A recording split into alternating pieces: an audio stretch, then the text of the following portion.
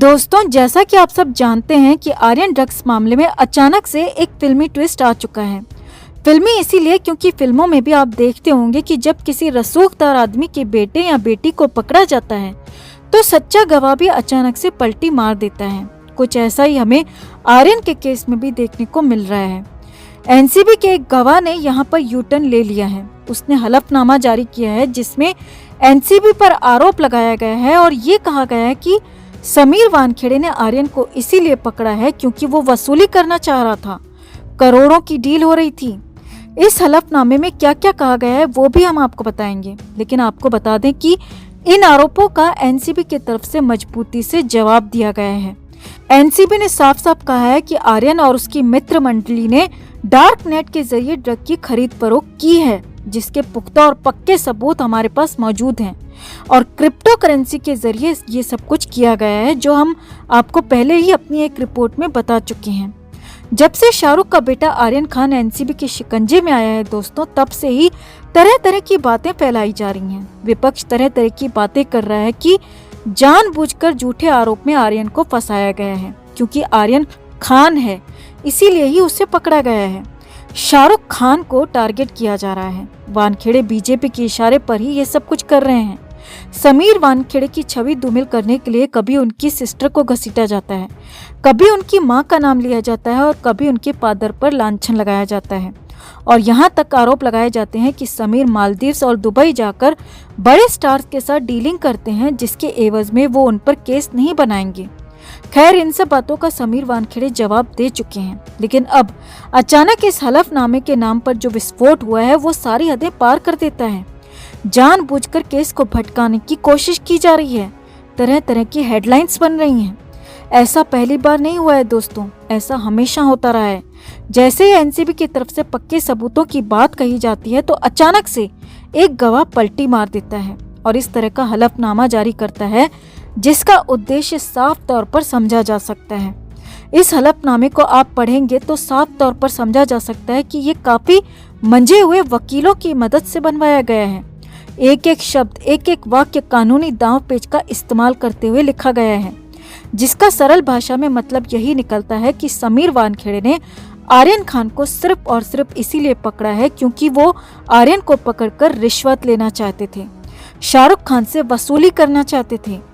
25 करोड़ की डील की बात हो रही थी जिसे 18 करोड़ में सेटल किया जाना था और इस 18 करोड़ में से 8 करोड़ समीर वानखेड़े को दिए जाने थे।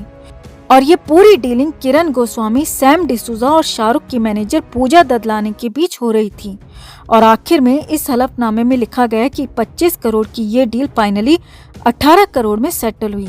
तो यहाँ सबसे बड़ा सवाल यही उठता है कि जब 18 करोड़ में ये डील फाइनल हो चुकी थी, सेटल हो चुकी थी, तो फिर समीर वानखेड़े ने आर्यन खान को क्यों पकड़ा?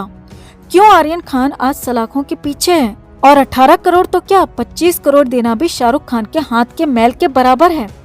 तो इसमें कोई संदेह नहीं है कि शाहरुख खान ये रकम अरेंज नहीं कर पाए होंगे। वो तो छींक दें और 25 करोड़ यूं ही निकल जाएं, इतनी संपत्ति है उनके पास। तो ये बहुत मामूली डील थी शाहरुख के लिए और ये डील फाइनल हो चुकी थी। तो पूजा ददलानी एंड टाइम पर किरण गोस्वामी और सैम डिसूजा का कॉल रिसीव क्यों नहीं कर रही थी, जैसा कि इस हलफनामे में लिखा गया है? तो इससे कुछ क्लियर नहीं हो पा रहा है कि क्या ये डील फेल हो चुकी थी या डन हो चुकी थी। हलफनामे में ये भी कहा गया है कि किरण गोस्वामी, सैम डिसूजा और पूजा ददलानी की कार में मीटिंग हुई थी।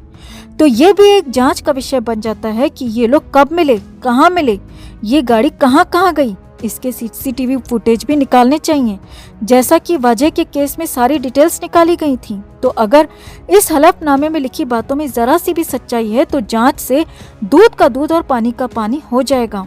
वहीं किरण गोस्वामी के इस बॉडीगार्ड प्रभाकर ने एक और बेहद हैरान करने वाली बात, होश उड़ाने वाला आरोप लगाया है कि एनसीबी ने उससे 5-6 पेजेस में ब्लैंक पेजेस में साइन लिए थे। तो यहाँ हम इन जनाब से पूछना चाहेंगे कि आपने ऐसा किया ही क्यों? कोई भी सामान्य बुद्धि वाला व्यक्ति इस तरह की गलती नहीं करेगा, ब्लैंक कागजात पर साइन नहीं करेगा। तो इतनी समझ तो आप में भी रही होगी।